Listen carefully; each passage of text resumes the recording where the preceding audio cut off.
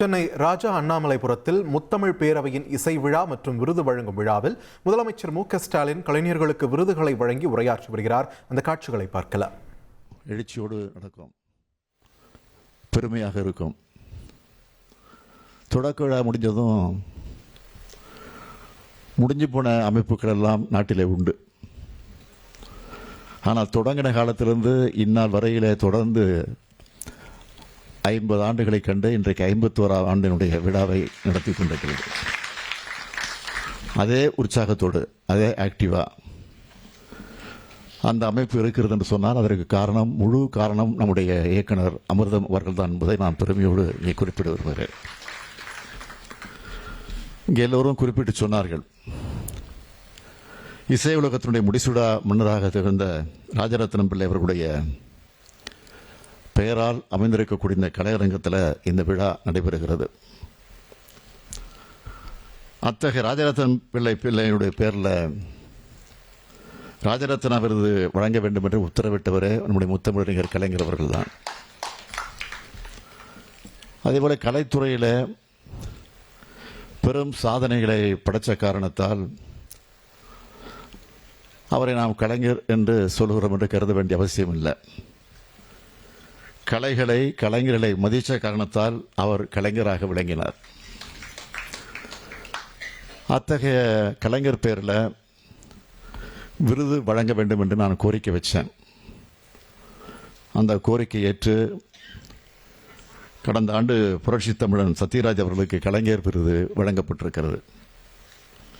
இந்த ஆண்டு நம்முடைய மதிப்பிற்குரிய திரைப்பட நாயகர் நாசர் அவர்களுக்கு கலைஞர் விருது வழங்குறதில் நான் மிகுந்த மகிழ்ச்சி அடைகிறேன். அவரே குறிப்பிட்டு சொன்னார், கனல் தெரிக்கக்கூடிய கலைஞருடைய வசனங்களை பேசி நடித்தவர் நம்முடைய நாசர் அவர்கள். அப்படி பேசி நடித்தவங்க சிலர் பிற்காலத்தில் அதை மறந்துடுவாங்க, சிலர் சொல்லிக்க மாட்டாங்க. ஆனால் கலைஞருடைய வசனங்களைத்தான் பேச்சு போட்டி, நாடக போட்டி, இப்படி பல போட்டிகளில் பங்கேற்று உரையாற்றி பரிசு வாங்கினேன் என்றும் 1984ஆம் ஆண்டு சினிமா வாய்ப்பு தேடி சென்னைக்கு வந்த பல சினிமா கம்பெனிகளில் கலைஞருடைய பராசக்தி வசனத்தை பேசித்தான் நடிகனாகக்கூடிய வாய்ப்பு கிடைச்சது என்று பல மேடைகளில் சொன்னவர் நம்முடைய நாசர் அவர்கள். நவரச நடிகர் மட்டுமல்ல, நன்றி மறவா மனிதராகவும் நாசர் இருக்கிறார். 1989ஆம் ஆண்டு தலைவர் கலைஞருடைய கதை வசனத்தில் நியாயத்தரசு படத்தில் நடித்தார்.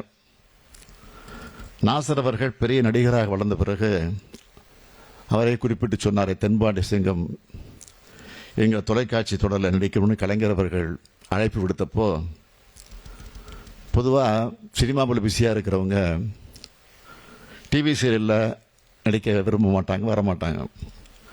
ஆனால் துணிச்சலாக வந்து அந்த தொலைக்காட்சியில் தொடரில் நடித்தவர் தான் நம்முடைய நாசர் அவர்கள். அதேபோல் கலைஞருடைய கதை வசனத்தில் இளைஞன், பாசப்பறவைகள், பொன்னர் சங்கர்னு பல படங்களில் நடித்தவர் இன்று கலைஞர் விருதை பெறுவது மிக மிக மிக பொருத்தம் என்பதை நான் சுட்டிக்காட்ட விரும்புகிறேன். தகுதி உண்டா என்று யோசித்துக் கொண்டிருக்கிறேன் என்று சொன்னார். நிச்சயமாக சொல்கிறேன், உங்களுக்கு எல்லா தகுதியிலும் உண்டு என்பதை அழுத்தம் திருத்தமாக நான் சொல்கிறேன். அதேபோல் ராஜரத்னா விருதை நம்முடைய வடுவூர் SNR கிருஷ்ணமூர்த்தி அவர்கள் பெற்றிருக்கிறார். 60 ஆண்டுகளாக 10,000 மேடைகளில் பங்கெடுத்த கலை மாமனிதர். இங்கே மட்டும் இல்லை, பல உலக நாடுகளையும் இவருடைய இசை ஒழிச்சுக்கிட்டு இருக்கு. அதேபோல் ஏல்சிலம் விருது பெறக்கூடியவர் திருவாரூர் புலவர் சண்முக வடிவேலன் அவர்கள். இந்த அரங்குக்கு நான் அறிமுகம் செய்ய தேவையில்லை. யூடியூப்பை திறந்தாலே அவரை பார்க்காம இருக்க முடியாது. நான் கூட நைட்டில் தூங்கும்போது அவருடைய பட்டிமன்றத்தை கேட்டுட்டு அவருடைய நகைச்சுவை மிகுந்த இந்த கருத்துக்கள் எல்லாம் கேட்டுட்டு தான் சில நேரங்களில் தூங்குவது உண்டு. 36 ஆண்டுகள் திருவாரூரில் பள்ளி ஆசிரியராக இருந்தவர் இன்றைக்கு அந்த விருதை பெற்றிருக்கிறார்.